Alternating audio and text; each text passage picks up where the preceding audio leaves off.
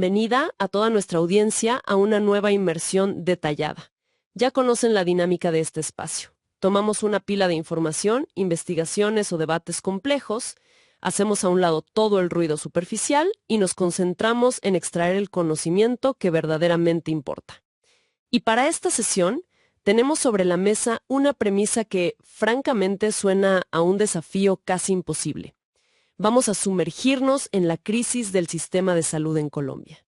Pero y aquí está el giro que hace esto tan fascinante. No lo vamos a abordar desde los discursos políticos. Claro, ni desde las ideologías. Exacto.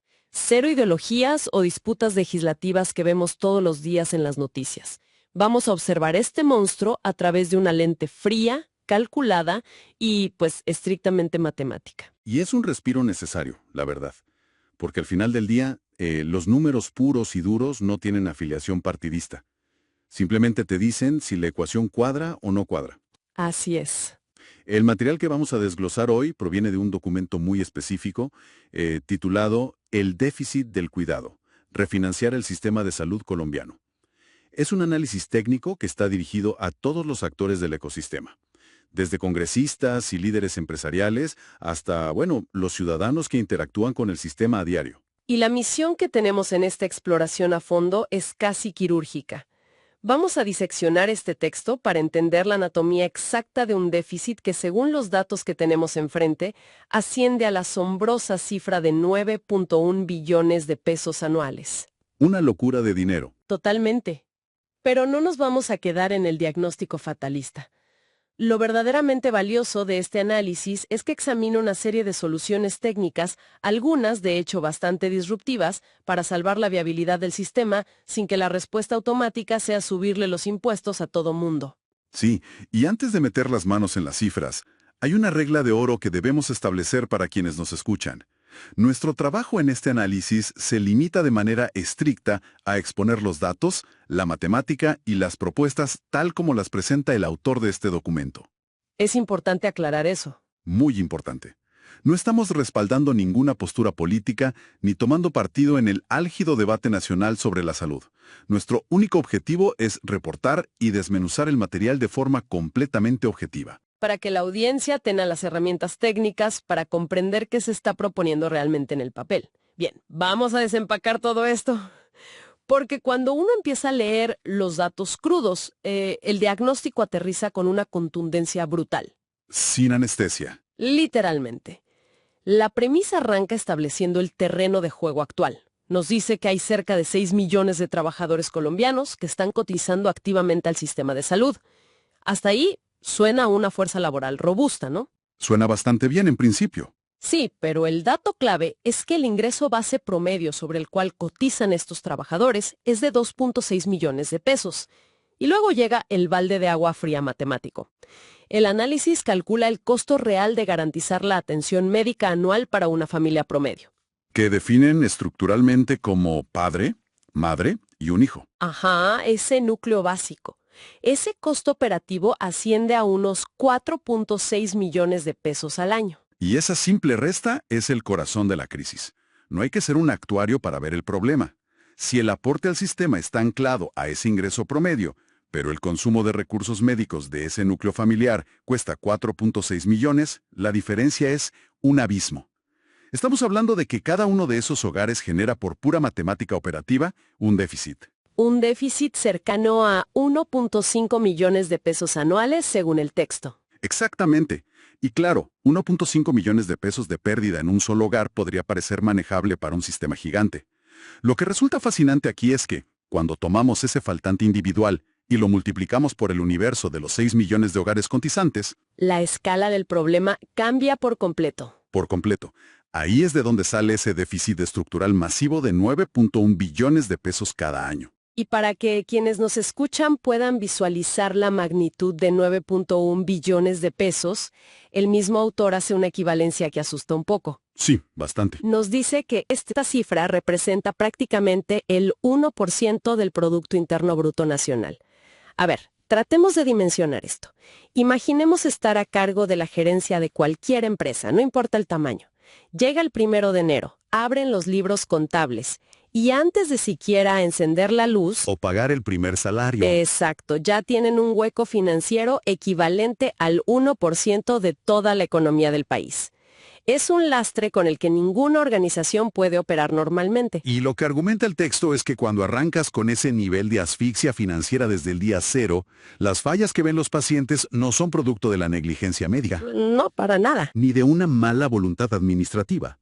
Son la manifestación física de una ecuación que está rota. Es una consecuencia matemática inevitable. Totalmente. De hecho, el documento detalla cómo esa asfixia se convierte en un efecto dominó que arrasa con toda la cadena. Empieza con los hospitales endeudados, clínicas que sencillamente se quedan sin liquidez para comprar los insumos diarios. El día a día se vuelve insostenible. Y luego, eso se traduce en los famosos retrasos en la entrega de medicamentos. Pasa también por los profesionales médicos y enfermeras enfrentando condiciones de precarización laboral y pagos atrasados, Y al final de la línea, el impacto choca directamente contra el ciudadano. que se ve empujado a interponer una tutela, Ajá, la famosa tutela. que ya no funciona como una excepción para casos extremos, sino casi como un trámite administrativo más, simplemente para obligar al sistema a entregarle un tratamiento. Y el detalle de las tutelas es muy revelador dentro de la argumentación de esta fuente. Cuando el flujo normal del dinero se seca, la vía regular de atención médica se paraliza. El colapso es tan evidente que el aparato judicial termina convirtiéndose en el principal autorizador de servicios médicos. ¿Jueces decidiendo sobre tratamientos en lugar de médicos? Así es. Y la postura central que asume el autor frente a todo este panorama desolador es tajante. Nos dice que este es un problema técnico de financiamiento. Y la solución es refinanciar el sistema, no destruirlo. Y eso me parece crucial, porque frente a un panorama tan caótico, la reacción instintiva en muchos debates públicos es hacer borrón y cuenta nueva, dinamitar todo y empezar de cero. Que suele ser lo más peligroso. Claro, pero aquí se insiste en no improvisar. El enfoque es proteger los cimientos que ya existen y construir sobre ellos. Ahora, si la matemática está tan rota, ¿cómo proponen arreglarla sin echar abajo la estructura? El texto plantea un enfoque en capas. Múltiples niveles de intervención. Sí, y me gustaría que revisáramos primero la fase que podríamos llamar de soluciones tradicionales. La hoja de ruta empieza con la eficiencia operativa. El argumento es muy lógico. Antes de buscar dinero nuevo, hay que dejar de desperdiciar el que ya está. Tiene sentido. Y apuntan específicamente a la digitalización de procesos y a la centralización de las compras de medicamentos. La fragmentación administrativa actual permite que cada hospital negocie por su cuenta. Y al hacer eso, pierden todo el poder de negociación. Exactamente. Es sentido común empresarial básico. Si tienes a cientos de clínicas comprando acetaminofén o tratamientos oncológicos complejos por goteo, cada una por su lado van a pagar el precio más alto del mercado. Cada hospital es un cliente pequeño para la farmacéutica. Pero si consolidas esa demanda y utilizas el peso completo del Estado como un único gran comprador, los laboratorios tienen que ajustar los precios a la baja por el volumen. Es una economía de escala, que sorprendentemente el análisis señala que no se está aprovechando a su máxima capacidad hoy en día. Y esa optimización sola libera a miles de millones de pesos que pueden reinyectarse directamente en la operación. Esa es la primera capa. La segunda capa de estas soluciones tradicionales ataca el problema del deterioro físico a través de la infraestructura. Los edificios, las máquinas. Correcto. La propuesta concreta es atraer inversión mediante alianzas público-privadas. Las famosas APP. Las APP, sí. En lugar de que el Estado asuma el 100% del costo de construir o modernizar un complejo hospitalario, con un presupuesto que, como ya vimos, está en rojo desde enero, Se comparte el riesgo. se comparte el riesgo y el financiamiento con desarrolladores privados. Esto garantiza retornos a largo plazo para el privado a cambio de infraestructura de punta inmediata para el sector público. Y la tercera vía de esta fase preliminar es mirar hacia afuera. El texto plantea buscar activamente el respaldo de instituciones como el Banco Interamericano de Desarrollo, el BID, y el Banco Mundial. Pero fíjese en la secuencia lógica que plantea el análisis. Es clave. No sugieren pedir préstamos internacionales como primera medida. Ah, claro, el orden de los factores. Proponen arreglar la eficiencia de las compras y establecer modelos modernos de infraestructura primero, porque entidades como el BID no van a inyectar capital en un barril sin fondo. Te exigen que la casa esté ordenada. Que tengas una estructura administrativa sólida y auditable. Exactamente. Solo cuando demuestras esa capacidad de gestión eficiente, el financiamiento internacional se vuelve una herramienta viable para fortalecer el sistema sanitario a gran escala. No un simple salvavidas temporal para tapar huecos. De acuerdo, esa triada de eficiencia, alianzas público-privadas y banca multilateral suena como un plan de saneamiento muy ortodoxo y muy necesario. ¿Muy de manual económico? Pero el análisis no se detiene ahí, y creo que es el momento de abordar el núcleo de esta inmersión. Porque una vez que el texto establece que la casa debe ordenarse, lanza sobre la mesa lo que llama una solución innovadora y justa. Y aquí es donde rompemos un poco el molde tradicional. Y aquí es donde la cosa se pone realmente interesante. Esto gira en torno a un cuello de botella muy particular del mercado laboral colombiano. El documento pone el reflector sobre los trabajadores que ganan un salario mínimo. El sistema permite que coticen sobre esa base, pero la ley les otorga el derecho de afiliar a su cónyuge y a sus hijos. Y volvemos al problema matemático del principio, pero en su expresión más aguda. Tienes un solo aporte, calculado sobre el escalón salarial más bajo posible. Un aporte mínimo. Pero ese único aporte está consumiendo recursos de atención médica para 3 o 4 personas. La matemática simplemente no da, y lo que plantea el autor es que esa brecha no es un vacío etéreo que desaparece. Alguien lo paga. Ese costo real lo termina asumiendo el propio sistema, erosionando su capital interno y alimentando esos 9,1 billones de déficit iniciales que mencionamos. Para tapar este agujero específico, el texto detalla una mecánica muy puntual. Cuando un empleado cotice sobre el salario mínimo y registre a un grupo familiar que exceda esa capacidad matemática de cobertura, entra a jugar el empleador. La empresa tendría que pagar una cuota de compensación en salud. Que el documento estima en aproximadamente 1 millón de pesos anuales por ese trabajador. Ahora, hagamos una pausa. Aquí es donde la mayoría de los análisis económicos convencionales se detendrían y pondrían el grito en el cielo. Dirían, imposible. No se le puede cargar 1 millón de pesos extra por empleado a las empresas en este clima económico actual. Nadie aceptaría eso. Pero la propuesta da un giro que cambia toda la naturaleza del debate. El autor aclara enfáticamente que esto no es un nuevo impuesto. Ni un aumento a la carga tributaria empresarial. Sí, parece magia contable, pero tiene mucho sentido. Un momento, si le están diciendo a la empresa, tienes que pagar una cuota de compensación de 1 millón de pesos por este trabajador, ¿cómo es posible que eso no sea un impuesto encubierto? Suena exactamente a sacar más dinero de la caja de las empresas. Ahí radica la brillantez técnica de la propuesta. Si conectamos esto con el panorama general, ese 1 millón de pesos que la empresa destinaría a la compensación familiar se descontaría directamente del IVA que la empresa ya tiene que pagarle al Estado. Ah, el IVA. Es decir, no hay un desembolso adicional neto. La empresa toma una porción de sus obligaciones tributarias existentes y en lugar de enviarla al Fondo General de la Nación, la redirige. Ya entiendo la mecánica. Hagamos una analogía para visualizarlo mejor para quienes nos escuchan. Adelante. Es como si el gobierno fuera una empresa gigante. Normalmente, todos los departamentos meten sus ingresos a una gran caja menor central. Y luego, un comité decide cuántos billetes sacar de esa caja para dárselos a la División de Salud. Que siempre es menos de lo que necesitan. Sí. Y en el camino, por ineficiencias o burocracia, mucho de ese dinero se diluye o se gasta en otras cosas urgentes. Lo que propone este modelo es darle a las empresas una especie de tarjeta corporativa con fondos ya asignados, obligándolas a pagar la cuenta de salud directamente en el mostrador. Y luego el gobierno les descuenta ese recibo de lo que debían meter en la caja menor en primer lugar. Esa es una excelente forma de ilustrarlo.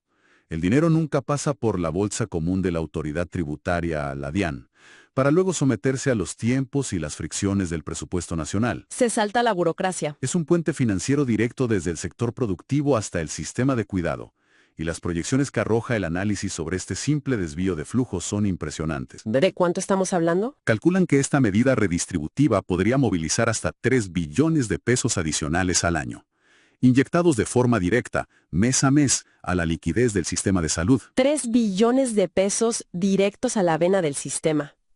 Pero, y aquí me surge una duda razonable, que seguramente muchos en nuestra audiencia estarán pensando, si tomamos 3 billones de pesos del IVA y los mandamos directo a la salud, ¿Eso significa que el Fondo Común del Estado va a recibir 3 billones menos? Es la primera crítica que surge, claro. ¿No estamos simplemente abriendo un hueco en el presupuesto de infraestructura vial o de defensa para tapar el hueco de la salud?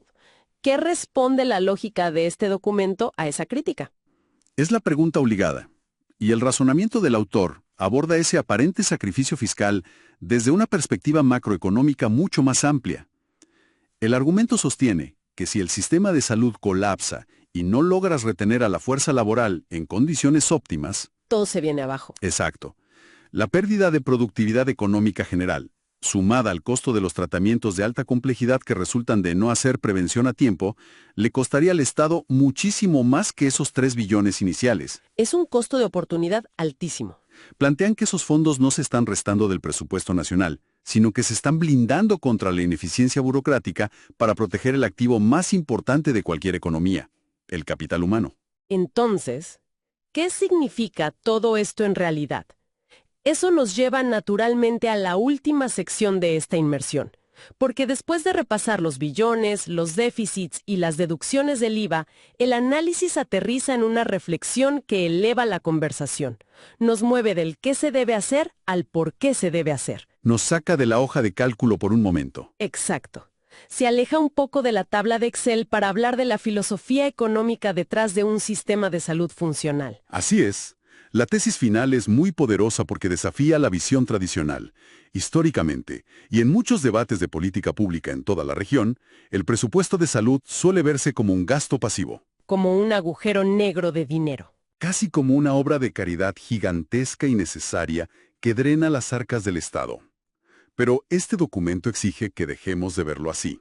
Posiciona a la salud no solo como un derecho social inalienable, sino como la base absoluta y el requisito previo para el desarrollo económico de la nación. Hay una frase que resume esa postura a la perfección en la fuente.